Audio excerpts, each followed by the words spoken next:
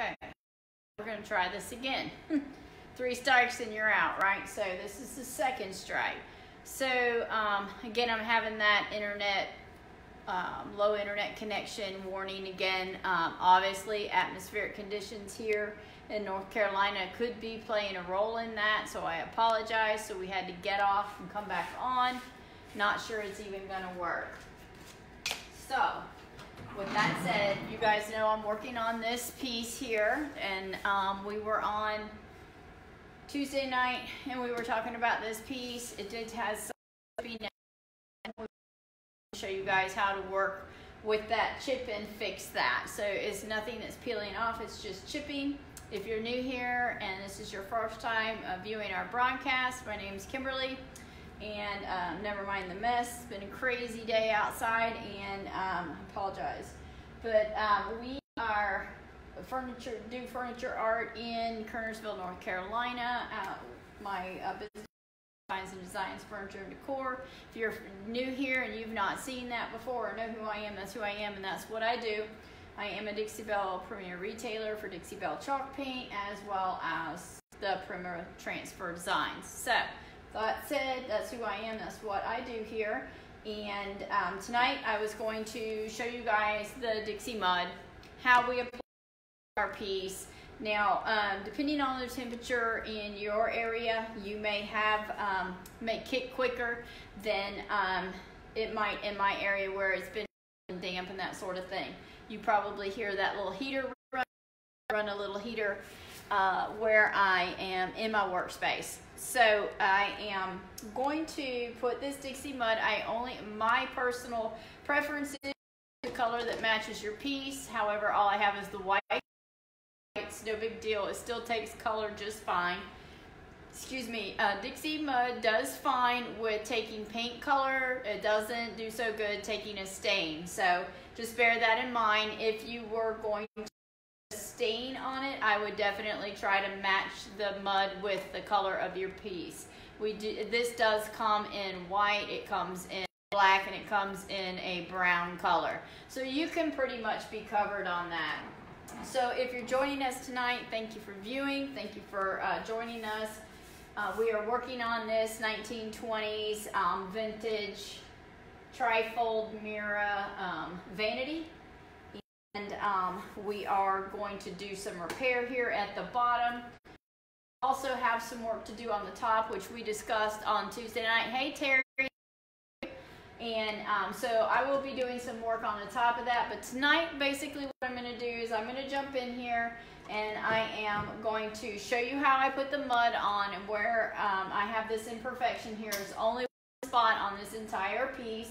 This is a little dainty vanity, so it works good for a petite lady. So I am going to throw some mud on here, show you guys how I put it on. It's very easy, it's not hard. Dixie mud works great. It's sandable. Hey lady, hope you're doing good. So it's sandable and it's paintable. If I was going to stain this, I would probably go with a darker color mud. Obviously we have the brown, we have the black, and then we have the white. So I would use the brown on this if I had it. If I was purchasing it for a particular piece. This is what I have, so I'm going to go with what I got. It's no big deal. It'll take the paint fine. As I said before, it does paint as well. So I use caution when you want to use a Dixie mud with a stain. It definitely prefers a paint over a stain. So just so you guys know that. And then I'm going to go ahead and get started on, because of the era of this piece, like I told you guys broadcast, because of the color and the stain that was this, I'm going to put a stain blocker on it, which is our Boss, and that is a stain blocker. I will be using clear Boss, so you won't really see it on the piece. You'll see it as I apply it, but once it's dry, you won't see it at all. It'll be clear. So, and so that won't interfere with any of your color of paint either. But it does actually kind of primer. But most importantly, it acts as a stain resistant. It'll keep any stain from bleeding through into your paint if you're painting in a lighter color. So, with all that said, just giving you information on the products and how these products work. And I have a little spatula here. It's a little plastic spatula. So that's what you can apply it with. And I just have a, this is relatively new mud, so it's not real thick like some of them get. As it gets older, it gets a little thicker, just kind of like our chalk paint. So I'm just going to kind of give it a quick stir and show you guys how it comes out. It's kind of like a paste. So I'm using this because, hey Johnny, how are you? That's my brother out in Tennessee. So I am using this instead of Bond because it is not a major repair. So when I have a minor repair, I go to the Dixie mud. But when I have a major repair, if I was having to repair where the veneer had come off and I needed to smooth it out, I would put a layer of the Bondo on it. And especially if it was jagged and you could kind of see where the veneer stopped peeling off and you needed to repair that spot. Bondo's perfect for that. So in that case, I would use a Bondo. Hey Tommy, how are you? But in tonight's episode, I'm only using the Dixie mud. Now, like I said, you will have to let this set and cure. And here in North Carolina, it's been wet and rainy and cold. So it's going to take a little bit longer. It's probably going to take, normally, you know, it'll kick here. It's going to take the next day or so. So before you get to sand it. So I'm going to put this on, show you that, and then what I always tend to do, I always work around my problems. I kind of going to patch this. I got the heat running there. I'm going to patch it, I'm going to let it go, and I'm going to go ahead and boss the rest of the piece, and I'm going to come back to it. That's the great thing about if you're painting with our particular paint line, which is Dixie Belle chalk paint, you can always come back and it'll blend right in. You'll never see a wet and dry line. So that's the most important thing when you're kind of piecing it in. I never let something, a repair, stop me from moving on with the piece. I just do what I need to do and move on. Trying to learn. Oh, you are so sweet. Yeah, best teacher you know. I don't know about that. I just happen to know my products, and I think all of us have a little bit different take on it, and so we all do it a little bit differently with our pieces. So, but that is such a compliment. Thank you. That is so sweet. Hey, Miss Kathy, how are you? So I'm going to bring you down. You guys probably aren't going to see me, but you're going to see how I'm applying this, and that's the main goal, not necessarily seeing me, but seeing what I do. And I'm going to bring you in. And I do have a little different piece here, so hopefully you guys can see the bottom of this piece. That's what I'm going to be working on, and that's what I'm bringing you down into the view. So you can see where this veneer is, and it is, and I'm dripping.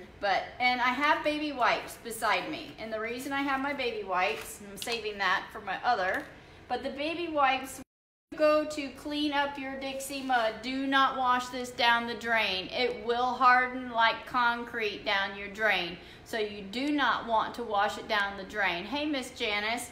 So always keep your baby wipes handy because that's my cleanup. That's how I'm going to clean it up, and I'm going to toss it and throw it away. Do not wash it down the drain. You guys know, I mean, you don't want to learn hard.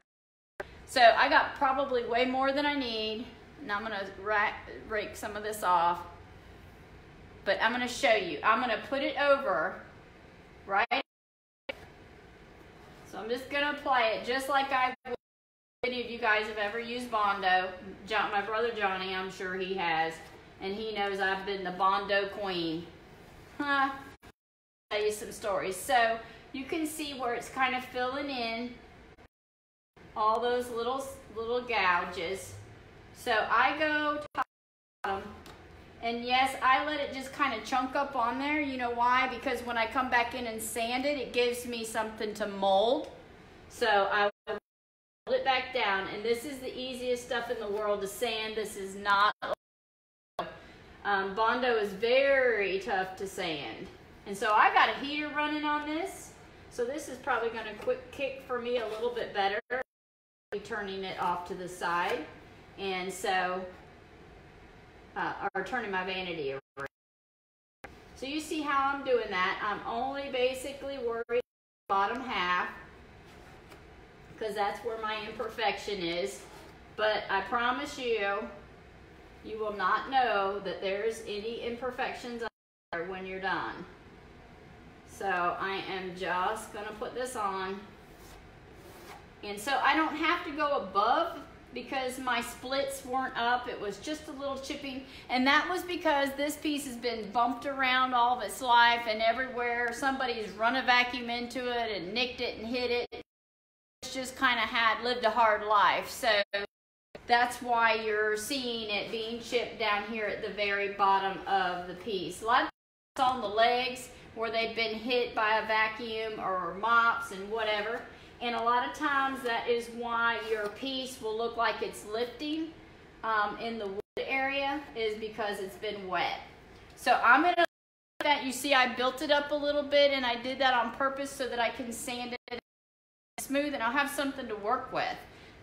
And you will be amazed at how easy it is to sand. You see I'm cleaning up with a baby wipe.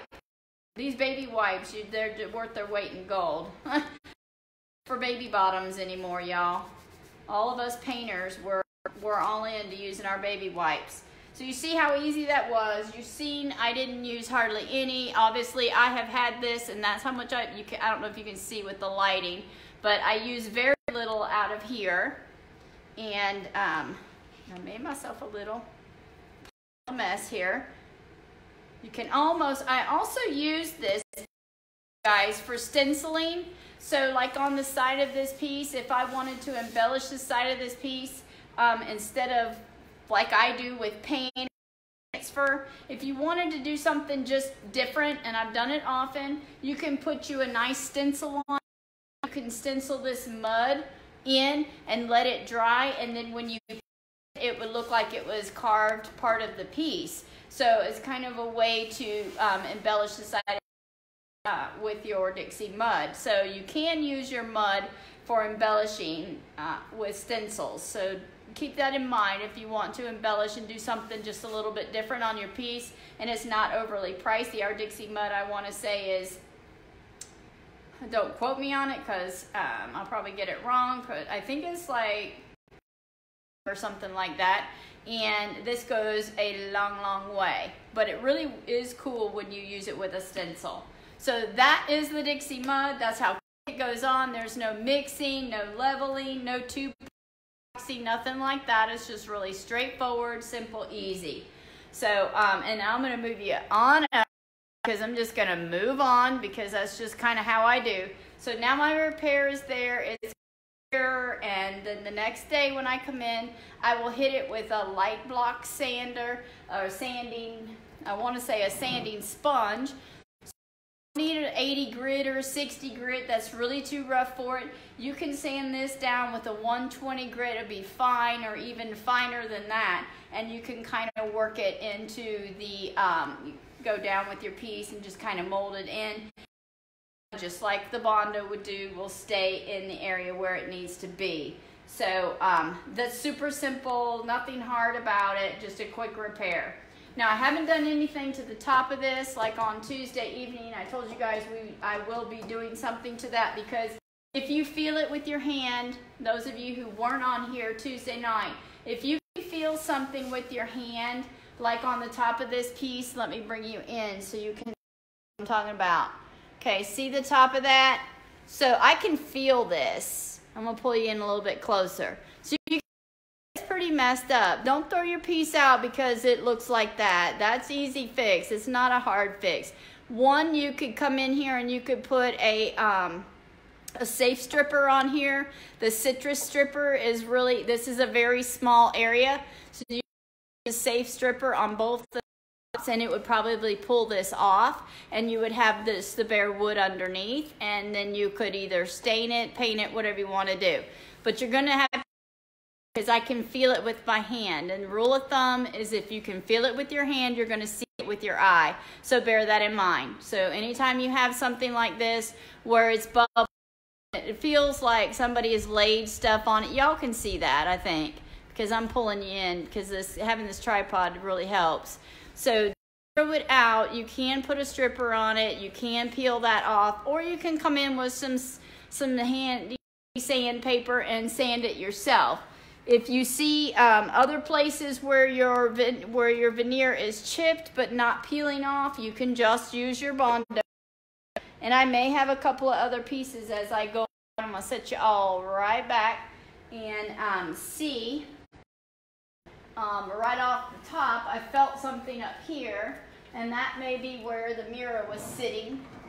So since we're on and we are working on it, I'm going to put you back up here so y'all can see. I am going to actually hit that with some mud because I felt a little spot over here while I was talking to you. It doesn't matter if I'm going to fix this.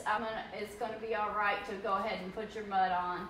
So I'm just adding what little bit of mud on the stick.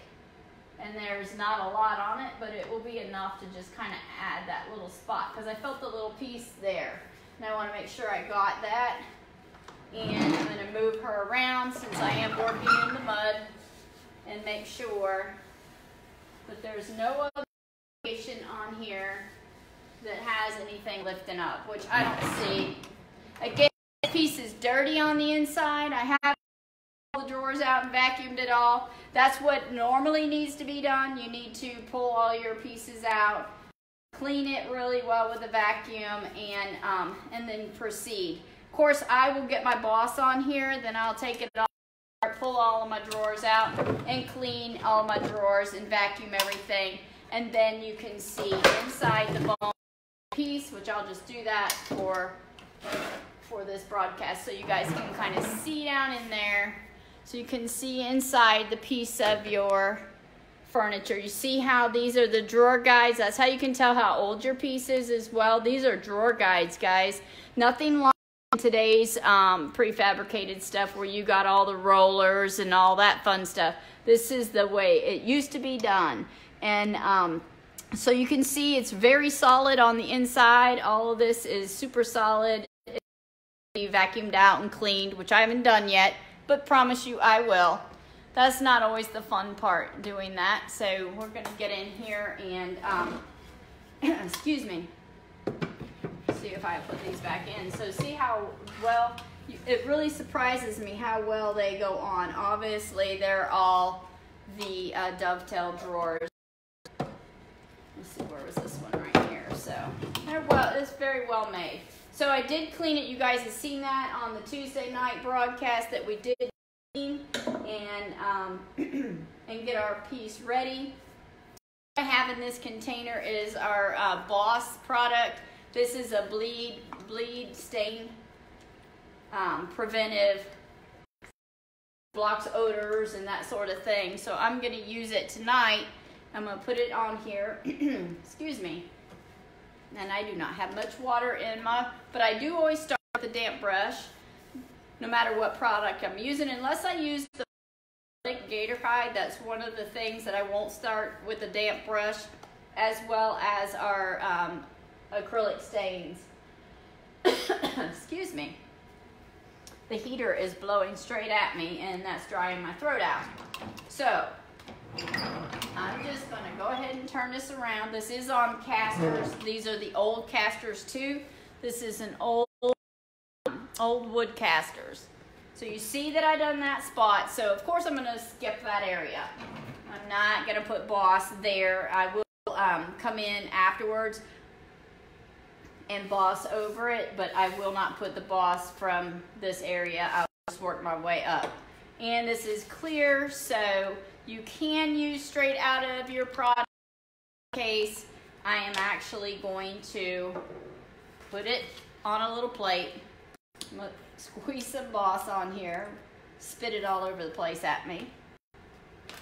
So I'll show you. It looks like carnation milk out of a carnation can. Okay, so let me show you. This is I don't know what's going on with the lighting though here. So I don't know if you guys can see how that's just kind of looks like milk, carnation milk. Sorry I don't know what the deal is with the lighting. So it is clear when it goes on, so you're not really going to see, excuse me, see that it is maybe wet on the piece. Maybe, yeah, you'll see that. So I am going to cover all of my piece. So I do paint my gloss on. Now I do not go in and try to remove crazy little imperfection on the piece. This is a vintage piece. She's got some character, and so I'm not going to try any of those areas where she has some life, and I'm just going to kind of come in here and make myself. Most of the time I always say go with the grain of your wood. So I do pretend when I put this on that I am just painting.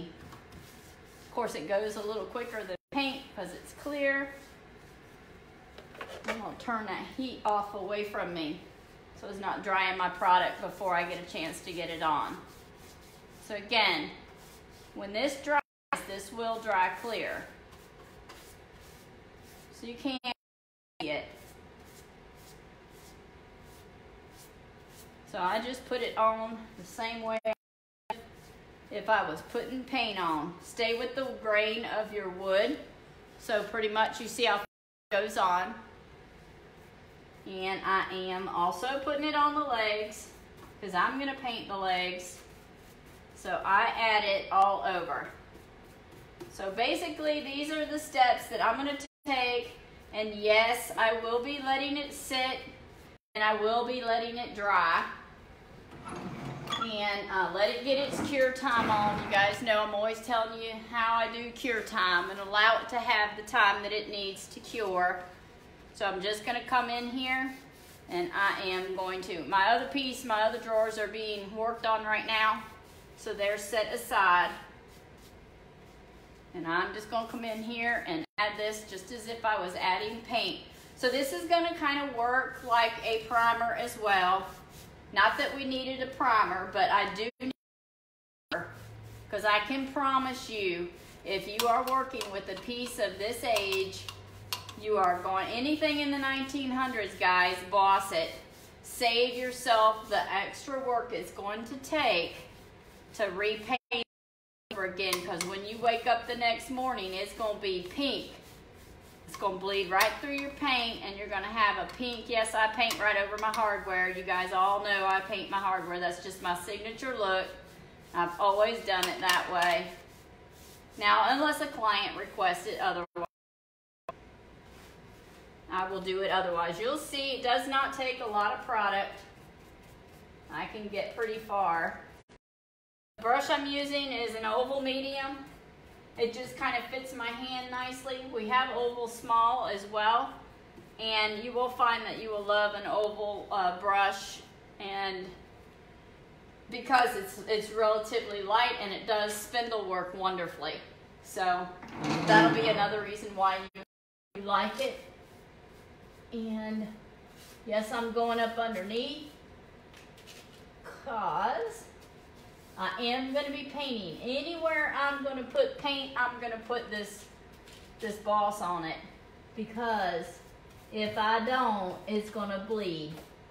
It may bleed yellow, it may bleed pink, just depends on how much stain is in your paint, or excuse me, how much stain is in your wood. Because when they were painting, staining furniture back in the day, a lot of it was kind of dip stained, and you wouldn't believe the pigmentation in those stains, and that's what comes back out on your piece.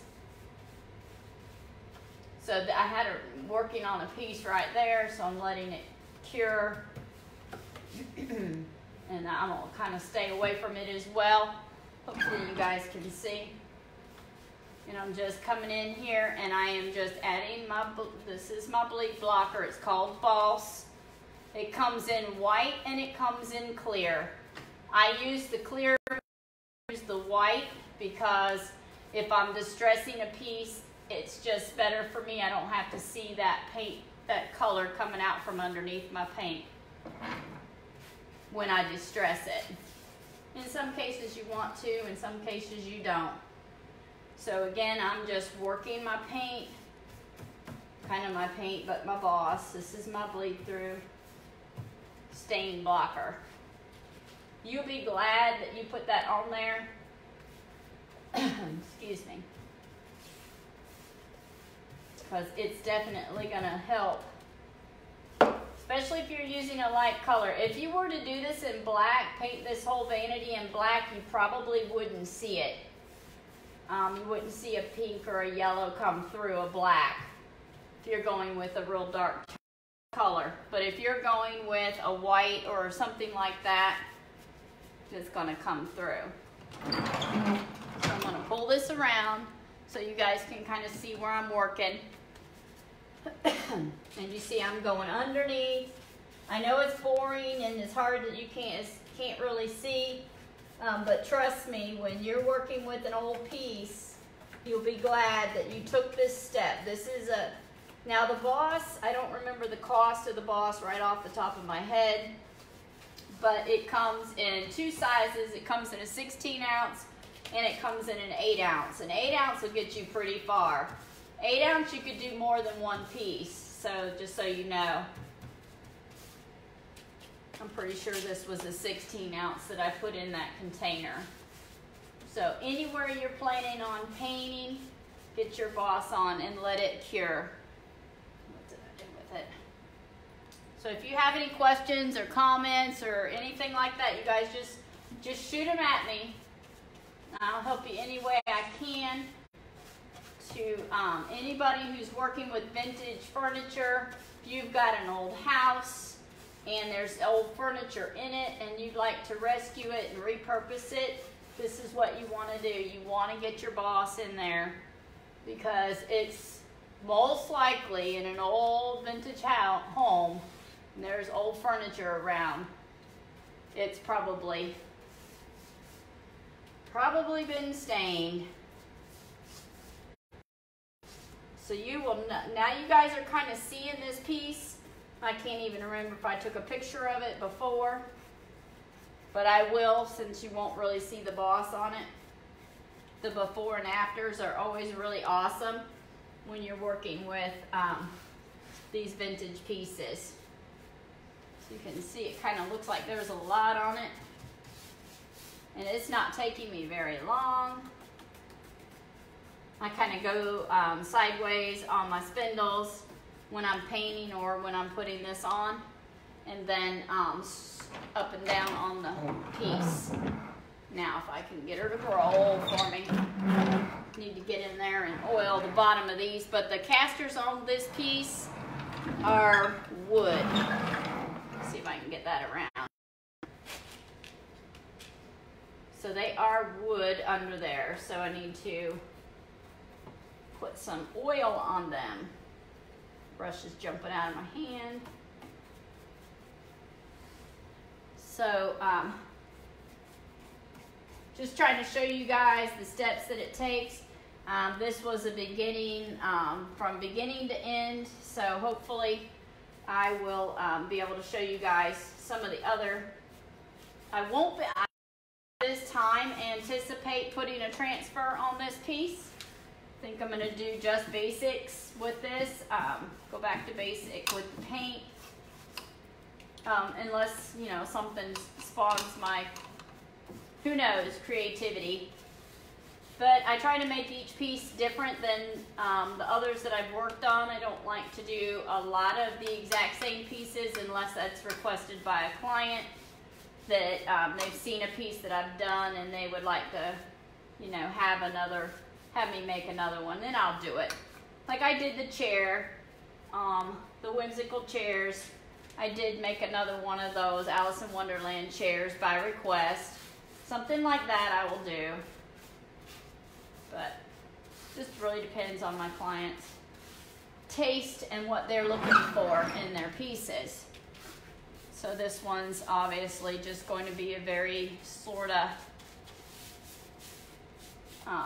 probably more along the shabby, if you will. That's the one great thing. You guys saw the French Provincial Buffet, and then you saw the yellow piece come out this week, and I will be showcasing that vanity hopefully tomorrow if our weather's good. The other vanity. So I had the 3 pieces coming out this week, even with the rains, and this will be the 4th piece that we've started this week. So we are pushing them out. and I need a little bit more of that boss. And so all I have here is this section. Obviously I won't paint the back, you guys. We've talked about that. You know, I don't normally ever paint the backs of my pieces, but when I do apply my products, I do try to apply them the same way I would apply my paint. So I'm gonna move my camera up so you guys can see. This will be a short broadcast tonight, as you guys can see. I'll be at this end. I will have to go, however, and get my mirror out. So what I'm doing to this piece, I'm also going to have to do to my mirror because it is also wood, and it goes onto this piece. So what I do to this one, I have to do to the other one. So I am just going to get my coat of boss on here. This will be curing. This may have to cure a couple of days here in our weather in North Carolina. Even though I have the heater running while I'm broadcasting, I do not have the heater run at night. So it'll be sitting out here on its own, curing up. That's why it's a little bit more white than you normally see. It's because of the cool room here. And so that's what you're. Now I am going to bump up here because I'll show you, because I am going to paint these. These will be seen. This mirror kind of sits on the edge of this. So I am going to come up here and add some. Haven't done the top yet. I'm holding off on the top because I do need to work on this. So after I work on it, I will boss, just so you guys know that. And I'm going to get it over here as well and do the same thing, because I will be painting piece because the mirror does sit on that. So I will have to do that as well, where the mirror sits. So just bear in mind, these are just little steps that you take to sort of get started along the way.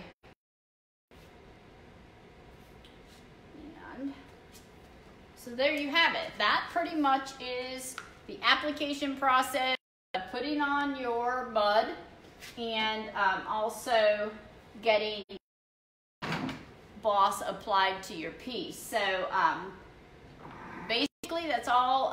We were going to come in tonight and show you guys how we applied our mud and how we get our boss on and why we do those two things. So in Tuesday night, Tuesday we will be coming in here, and I may have this off by then because I'll probably work on this in between, because you guys know how I am. Once I get started on something and my mind starts rolling, I just kind of got to run with it. So that's what I really do. But hopefully I will shoot some photos out so you guys can see progress as it's going along. And then we will jump back on here on Tuesday evening, and we will continue the progress of this vanity. So with that said, I'm going to let y'all go tonight. That's pretty much how you do it. You put on your mud. Now we wait for both to cure and dry, and then we can come back in and start getting some paint on. So these are just the steps that I go through prior to putting any paint on my piece. Yes, it doesn't look like there's anything on it, but it does on it. Bosses for bleed through and odors. So if you have some issues with some of your pieces, if it smells, if it has you know, any kind of stain in the wood, it'll keep it from coming through on your paint. And then the Dixie mud obviously is mostly for repairs, but I also use that to embellish if you want to put a design on the side of your piece with your mud. That is something you can do. Just put it on there, let it dry, and then come back in, sand it down lightly, and then go ahead and paint over it, and it will just be a nice embellishment on your piece. So pretty much that's all we're doing here tonight. We thank you for joining us. We hope that you all have a very blessed Valentine's Day with your sweethearts, and we look forward to seeing you again on Tuesday evening. So thank you so much, and have a blessed night. Bye-bye, guys.